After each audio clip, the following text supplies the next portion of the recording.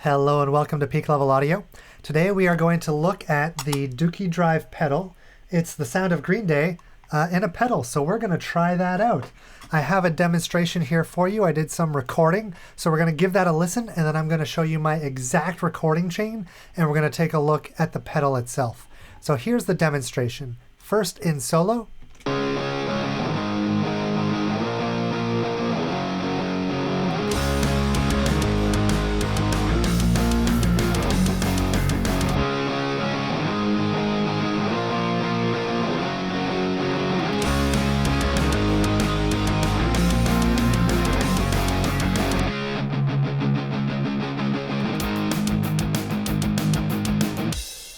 So that's what it sounds like, or at least one iteration of what it sounds like, because there's so many pots on the thing.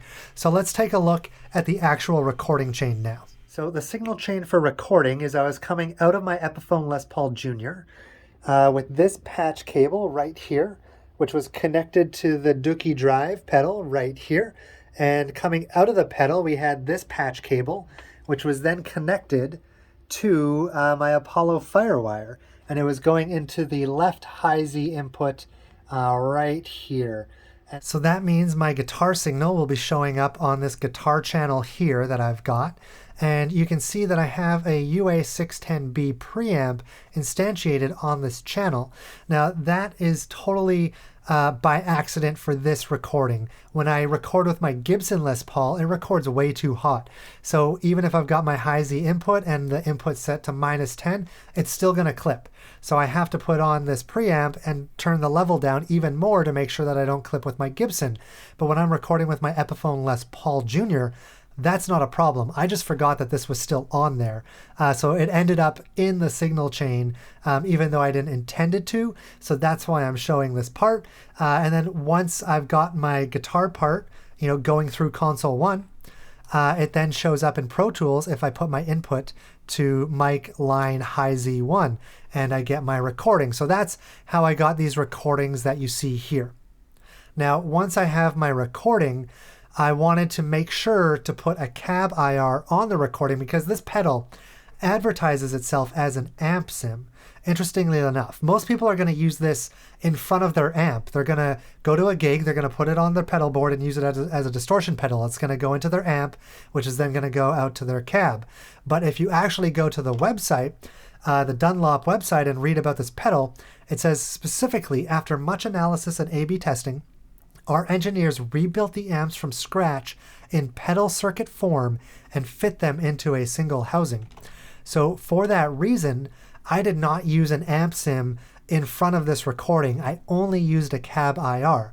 Now, I did some research. Apparently, Green Day uses Marshall 1960 cabs, so I went looking for those, and Redwires actually gives some cab IRs for free. If you go to their website, you sign up to their mailing list, they'll send you these IRs for free. So I chose the Cap Edge 0 inches away. So that's like going to be mic'd up like right up against the grill. I thought it sounded really good. And that is how I got this sound that you're hearing right here. So now that you see how I recorded it, let's take a look at the pedal settings themselves. Starting with the bottom left, we have the blend pot, and I've set that to at about 3 o'clock. Moving up one, we have the output, and I've set that to noon or 12 o'clock. Then we have the gain. So I've set that to about 2 o'clock right here. And then we have the tone, and I've set that to about 10 o'clock. Now, to talk a little bit about what each of these do, the output just turns up the level, the volume. The gain adds distortion. The tone changes the EQ, brighter, duller, that sort of thing. The scoop is a mid-range scoop. It just cuts out the mids. But what's interesting is the blend and how the gain works with the blend. So you can see here I'm on the right side of it, or I've gone clockwise. So if we turn the blend clockwise, what we're doing is we are invoking the high gain circuit, or as Billy Joe describes it in the promotional video, that is the Insomniac sound. And if we were to turn it counterclockwise and go to the left side, that is the crunch circuit, or the Dookie sound. So the gain pot that you see here is affecting the high gain circuit. not the crunch circuit. If we want to add more distortion to the crunch side of things, then we would actually have to open up the pedal. You can take off the back plate, and in there's a component you can adjust the gain of the crunch circuit that way. Now, as for these settings themselves, I did not come up with these myself. I watched a Pete Thorne review of this very pedal, and his tone sounded fantastic. So he showed a few different settings. This was one of them. And so I decided to try them out, and I liked this one the most. So that's what you're seeing here. So now that you've seen exactly how I got this tone, let me know in the comments what you think of it. Does it sound like Green Day? Does it not sound like Green Day? Whatever you think, let me know in the comments below. I'll play it one more time for you as I play you out. Thanks for listening.